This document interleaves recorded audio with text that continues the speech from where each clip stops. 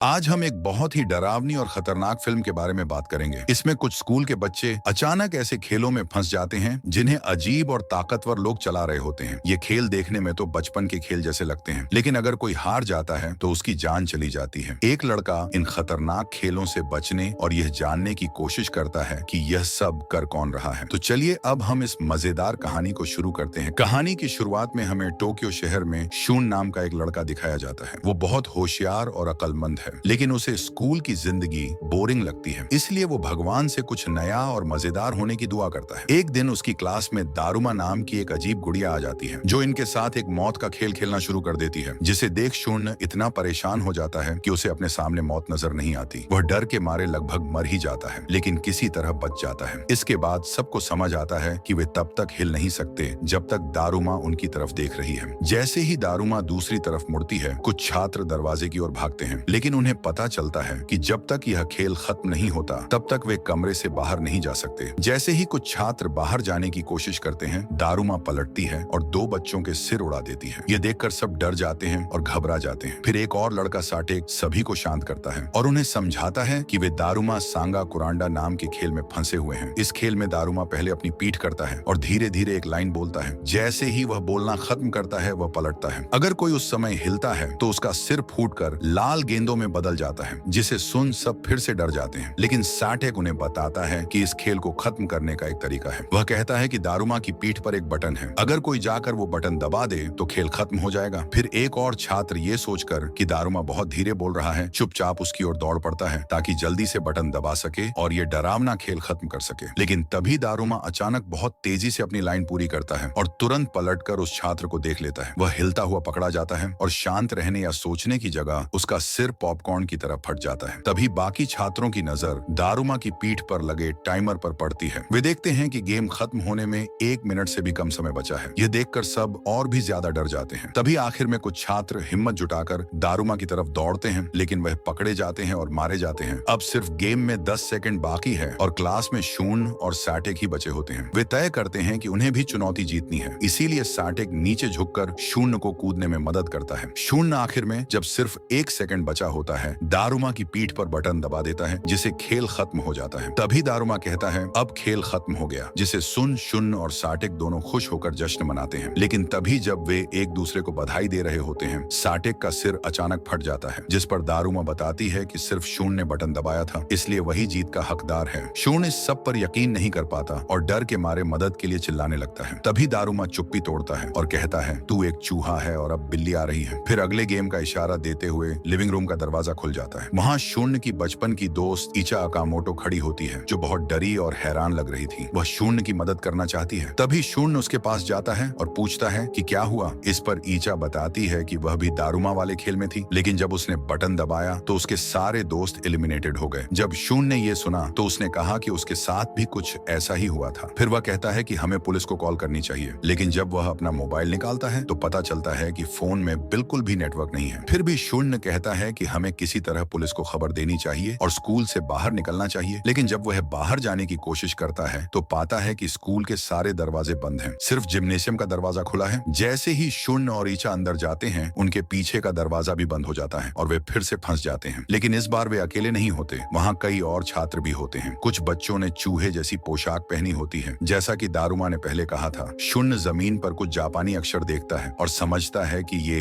अगली चुनौती के नियम है। उसमें लिखा होता है कि बिल्ली को घंटी पहनानी होगी, यही अगला खेल है। फिर खेल शुरू होने वाला होता है। तभी एक छात्र सुझाव देता है कि सबको चूहे की पोशाक पहन लेनी चाहिए, क्योंकि अगर उन्होंने ऐसा नहीं किया तो क्या होगा ये किसी को नहीं पता। इससे पहले कि वे कुछ और सोच पाते, जमीन उनके पैरों के नीचे से खुल जाती है और कोर्ट के बीच में एक बड़ी सी चमकदार मणि दिखाई देती है। तभी अचानक तेज म्यूजिक बजने लगता है और एक विशाल बिल्ली की मूर्ति दिखाई देती है। ये डरावनी बिल्ली चूहे की पोशाक पहने एक छात्र को निगलना शुरू कर देती है। यह देख बाकी सभी छात्र डर कर भागने लगते हैं। फिर वह बिल्ली इचा की तरफ बढ़ती है, लेकिन उसे खाने के बजाय उसकी गर्दन स्प्रिंग जैसी फैलती है और वह बाकी छात्रों को निगलने लगती है। इचा भागते हुए जमीन पर एक घंटी लुढ़कती हुई देखती है। उसी समय ताकाहा बिल्ली के गले में बंधी घंटी को देखकर पास ही लटके बास्केटबॉल हूप को नोटिस करता है। तब उसे समझ आता है कि जमीन पर लिखा संदेश क्या मतलब रखता है। फिर शून सबको घंटी के बारे में बताता है। बास्केटबॉल टीम का एक छात्र ईचा से कहता है कि वह घंटी उसकी तरफ फेंक दे। ईचा घंटी उठाकर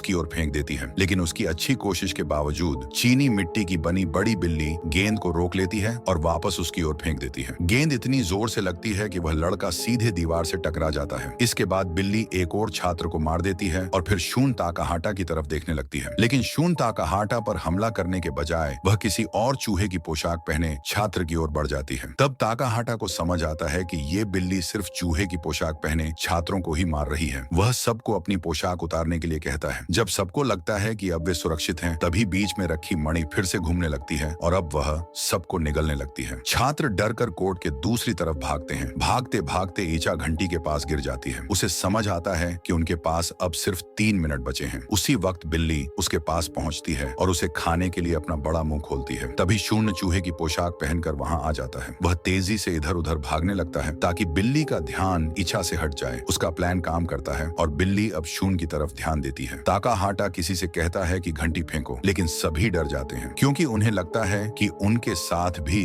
वैसा ही होगा जैसा पहले लड़के के साथ हुआ था, इसलिए कोई मदद नहीं करता। उसी समय शून्य को एक अजीब सी आवाज सुनाई देती है। अब जब वह चूहे की पोशाक पहने हुए है तो उसे समझ आता है कि वह बिल्ली की बात सुन और समझ सकता है। बिल्ली कह रही होती है कि उसकी पीठ में बहुत खुजली हो रही है और वह किसी से कह रही है कि कोई उसकी पीठ खुजला दे ताकि वह सो सके। अब जब शून को समझ आ जाता है कि बिल्ली को क्या चाहिए, वह तेजी से उसकी पीठ की तरफ दौड़ता है। वह रस्सियों को पकड़कर उसकी पीठ पर चढ़ जाता है ताकि जल्दी से उसकी खुजली मिटा सके और खेल खत्म किया जा सके। जैसे ही वह खुजाना शुरू करता है, बिल्ली को यह बहुत पसंद आता है और वह हमला करना बंद कर देती है। वह खुश होकर और ज्यादा खुजलाने की मांग करने लगती है। शून समझ जाता है कि अकेले वह यह सब नहीं कर पाएगा, इसलिए वह बाकी छात्रों से मदद मांगता है। ईचा तुरंत उसका साथ देने के लिए उसकी पीठ के पीछे कूद जाती है। फिर बाकी छात्र भी बिल्ली की पीठ पर चढ़ जाते हैं और सब मिलकर मिलजुल कर उसकी पीठ खुजलाते हैं जब तक कि बिल्ली सो न जाए। अब जब बिल्ली शांत हो जाती है तो ताकाहा घंटी उठाता है और जैसे ही बाकी छात्र पास आते हैं वह उसे फेंकने की तैयारी करता है, लेकिन सब डरते हैं कि शायद जो घंटी फेंकेगा वही अकेला जिंदा बचेगा। इसीलिए वे सब बहस करने लगते हैं कि घंटी कौन फेंके। इतने में बिल्ली शोर सुनकर जाग जाती है और 2 छात्रों को एक साथ काट लेती है। अब उसे फिर से सुलाने का समय नहीं होता। तभी शून्य जल्दी से एक प्लान बनाता है और सोचता है कि वह एक फटी हुई बास्केटबॉल लेकर कुछ अलग तरीका आजमाएगा। फिर वह ईचा से कहता है कि वह घंटी लेकर उसके साथ लॉकर रूम चले। फिर थोड़ी देर बाद दोनों वापस आते हैं। चूहे की पोशाक पहने हुए एक के पास गेंद और दूसरे के पास घंटी होती है। वे दोनों अलग अलग दिशाओं में भागते हैं ताकि बिल्ली कंफ्यूज हो जाए कि किसकी तरफ ध्यान दे। बिल्ली इधर उधर देखती रहती है और तय नहीं कर पाती कि किस थ्रो को रोके। जब शून्य बास्केटबॉल की ओर दौड़ता है तो गलती से वह दिखा देता है कि गेंद उसी के पास है। यह देखकर बिल्ली ईचा की तरफ ध्यान देना छोड़ देती है और शून्य की ओर ध्यान देती है, लेकिन ये सब शून्य की प्लानिंग का हिस्सा था। ताकाहाटा यह मौका देखकर कहता है कि असली घंटी तो फटी हुई गेंद के नीचे छुपी हुई है। फिर वह जोर से गेंद को बिल्ली की ओर फेंकता है। बिल्ली को लगता है कि यह सिर्फ गेंद है, लेकिन गेंद के साथ घंटी भी होती है। फिर भी उसका निशाना थोड़ा चूक जाता है और सबको लगता है कि वे गेम हार गए हैं। लेकिन तभी अमाया नाम का एक ताकतवर छात्र बिल्ली की पीठ पर अचानक दिखता है। वह गेंद को उठाकर बास्केट में जोर से डालता है और आखिरी सेकंड में गेम जीत लेता है। फिर अचानक बीच में रखी बड़ी मणि रुक जाती है और कुछ सेकंड बाद फिर से चालू होती है। इसके बाद अमाया, शून्य और ईचा को विजेता घोषित किया जाता है, लेकिन किसी और का नाम नहीं लिया जाता, जिसे देख ताका हैरान होता है और सोचता है कि बाकी छात्रों को क्या हुआ। तभी वह देखता है कि अमाया उन सभी को लोहे की छड़ से मार रहा है। वह पूरी तरह पागल हो चुका होता है। फिर अमाया शून्य और ईचा की तरफ बढ़ता है और कहता है कि उन्हें भगवान ने चुना है, इसलिए सिर्फ वे ही जिंदा रहने के लायक हैं। ये सब सुनकर ईचा उसे साफ शब्दों में जवाब देती है और कहती है कि वह पूरी तरह पागल हो गया है और उसे खुद की तुलना शून्य से नहीं करनी चाहिए। अमाया को ये बात बिल्कुल पसंद नहीं आती और वह ईचा की तरफ गुस्से में बढ़ता है, लेकिन शून्य को उसे रोकना पड़ता है। उसी समय बिल्ली गैस छोड़ना शुरू कर देती है और जहरीले धुएं से तीनों कुछ ही सेकंड में बेहोश हो जाते हैं। इस बीच पूरी दुनिया में लोग इन अजीब चुनौतियों के बारे में सुनने लगे हैं। न्यूज चैनलों पर ये खबरें दिख रही हैं कि कई युवा अचानक गायब हो गए हैं और आकाश में बड़े बड़े उड़ते हुए क्यूब्स दिखाई दे रहे हैं। इन्हीं क्यूब्स में से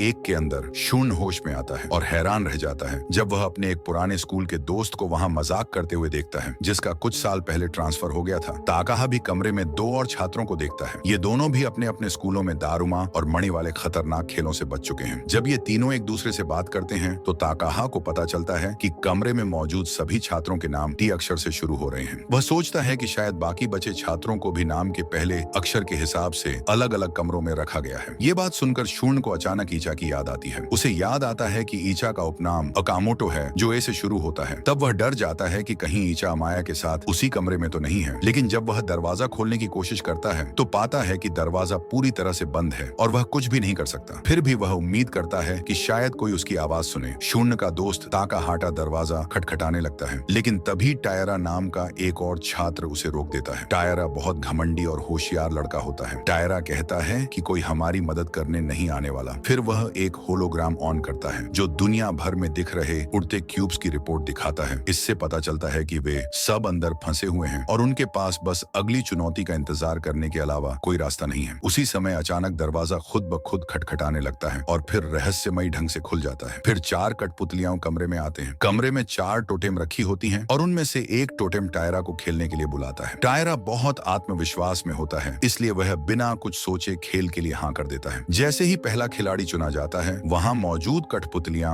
खेल के बारे में जानकारी देती हैं। वे बताती हैं कि यह एक पारंपरिक खेल है जिसका नाम है कगुमे। इस खेल में एक खिलाड़ी को आंखों पर पट्टी बांधकर कठपुतलियों के घेराव के बीच में बैठाया जाता है। फिर कठपुतलियां उसके चारों ओर घूमते हुए एक खास गीत गाती हैं। जब गीत खत्म होता है तो कठपुतलियां खिलाड़ी को 10 सेकंड का समय देती हैं ताकि वह अनुमान लगाए कि उसके पीछे कौन खड़ा है। अगर जवाब गलत निकला तो वह खेल से बाहर हो जाएगा। टायरा को लगता है कि यह खेल बहुत आसान है, इसलिए वह जोश में अपनी आंखों पर पट्टी बांध लेता है और खुशी खुशी जमीन पर बैठ जाता है। लेकिन जैसे ही कठपुतलियां गाना बंद करती हैं, वह घबरा जाता है और गलत जवाब दे देता है। उसकी गलती की सजा देने के लिए एक कठपुतली अपनी आंखें खोलती है और उसकी आंखों से एक चमकदार किरण निकलती है। यह किरण टायरा के शरीर पर कब्जा कर लेती है और वह जमीन पर तब तक अपना सिर मारता है जब तक उसकी खोपड़ी टूट नहीं जाती और उसकी मौत हो जाती है। पहले खिलाड़ी की हार के बाद कोकेशियन लोग अब टीए नाम की लड़की को खेलने के लिए बुलाते हैं, लेकिन वह बहुत डर जाती है और मना कर देती है। तभी एक गुड़िया कहती है कि अगर उसने नहीं खेला तो वैसे भी वह बाहर कर दी जाएगी। ये सुनकर लड़की खेलने के लिए मान जाती है ताकि उसे कम से कम एक मौका मिल सके। जब उसकी बारी आती है कि वह बताए कि उसके पीछे कौन खड़ा है तो वह इतनी डरी होती है कि 10 सेकंड से ज्यादा समय ले लेती है। नियम के अनुसार वह समय पार करने की वजह से खुद ब खुद हार जाती है। डरी हुई टीए वहां से भागने की कोशिश करती है, लेकिन कोकेशियन उसे चारों ओर से घेर लेते हैं। फिर वे उसके सिर पर एक तेज रोशनी फेंकते हैं, लेकिन इस बार टायरा की तरह सिर पर चोट नहीं दी जाती, बल्कि हर गुड़िया उसका एक एक पैर पकड़कर खींचती है और उसका शरीर 2 हिस्सों में फट जाता है। एक और छात्रा की हार के बाद कोकेशी अब टो नाम के छात्र को खेलने के लिए बुलाते हैं, लेकिन शून्य उसकी हालत देखकर समझ जाता है कि उसका दोस्त यह खेल नहीं जीत पाएगा, इसलिए वह खुद उसकी जगह खेलने की पेशकश करता है। अब शून्य अपनी आंखों पर पट्टी बांधकर कमरे के बीचों बीच बैठ जाता है। वह ध्यान से कोकेशी के गाने को सुनता है। जब गाना खत्म होता है और शून्य से पूछा जाता है कि उसके पीछे कौन है, तो वह थोड़ी देर सोचता है और टाइम ज्यादा ले लेता है। तभी एक टोटेम कहता है समय समाप्त हो गया, लेकिन उसी पल शून्य जोर से चिल्लाकर सही जवाब दे देता है और बताता है कि उसके पीछे कौन है। लेकिन गुड़िया फिर दोहराती है कि समय खत्म हो गया है, लेकिन शून्य कहता है कि उसने पूरी प्रक्रिया रिकॉर्ड कर ली है और ये साबित कर सकता है कि उन्होंने उसे सिर्फ 6 सेकंड ही दिए थे, यानी उसने समय के अंदर सही उत्तर दिया है। जिसे सुन सभी गुड़िया थोड़ी हैरान और जिज्ञासु हो जाती हैं और पूछती हैं कि उसने इतना सटीक उत्तर कैसे दिया, जिस पर शून्य जवाब देता है कि पिछले 2 राउंड में उन्होंने एक जैसी स्थिति बनाई थी और हर बार वही गुड़िया थी जो समय समाप्त कहती थी, इसलिए उसे बस ये जानना था कि वह गुड़िया कहाँ खड़ी है। जब उसने बोलना शुरू किया तब शून्य को बाकी सभी की जगह का अंदाजा हो गया और उसने सही जवाब दे दिया। फिर 10 सेकंड से भी कम समय में सारी गुड़िया धूल में बदल जाती है और उनकी राख से एक चाबी बाहर आती है। शून्य और उसके साथी वह चाबी उठाते हैं और कमरे से बाहर निकलने के लिए दौड़ पड़ते हैं, लेकिन जैसे ही वे दरवाजे से बाहर निकलते हैं उन्हें एक और छात्र मिलता है जिसके पास भी एक चाबी है और एक दूसरी डरावनी गुड़िया उसका पीछा कर रही होती है। वह डरा हुआ छात्र उन्हें चेतावनी देता है कि यह नई गुड़िया अकेले चलने वाले छात्रों का पीछा करती है और उनसे कहता है कि सभी एक दूसरे का हाथ पकड़ लें, और फिर वह खुद भी उनके साथ जुड़ जाता है। फिर थोड़ी देर बाद टोटेम पास आता है। जब वह देखता है कि वे तीनों सच में साथ हैं तो वह किसी और अकेले छात्र को ढूंढने के लिए आगे बढ़ जाता है। अब शून्य, ताकाहा